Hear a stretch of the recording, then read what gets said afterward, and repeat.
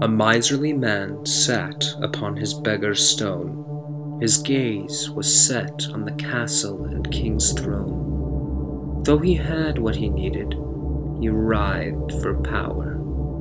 The fruits that the king tasted pained him to the bone. He hatched a plan that would get him what he wanted. In playing on compassion, he was quite gifted. He'd convince the masses of the king's tyranny. He would feign what it was to truly be plighted. With lies, he'd play on righteous commiseration. The miser would force the king to annexation, not just from state, but from all existence and thought. He believed all would play by his machination. He'd manipulate the king's unexamined flaws, laying down zealous assumption, nitpicking laws. Everything was fair game to get what he wished for. He stung for the crown to be in his filthy paws. As his plan unwound, the crowds flailed with fury. He'd guide them towards the pseudo-enemy with glee. He played with their feelings as though they were a tool. He laughed as his victims pleaded and tried to flee. He shaped the strengths of others to seem as evil. In reality, they were merely more able. They had done nothing wrong to deserve such torment.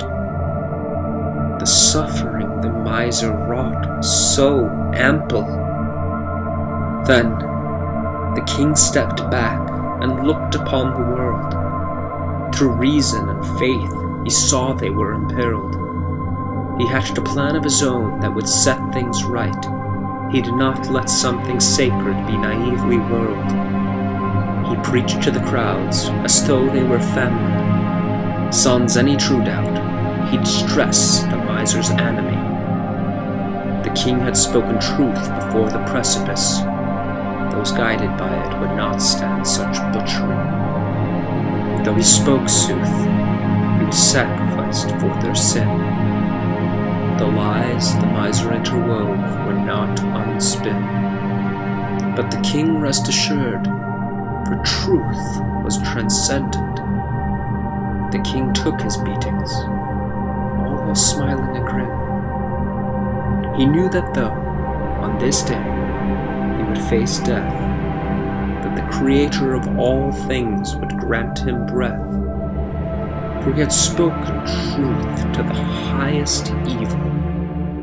Thus, his soul would be held in the Creator's breast. The king would rise again through the spirit and truth, for that, above all other things, they would not reduce. All of creation necessitated that law, for without it, how was it that they disapproved? The truth gave cause to fury against the miser.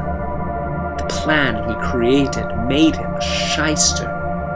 Though he killed the king, he would never touch the crown. In spirit, the king returned and was his cleanser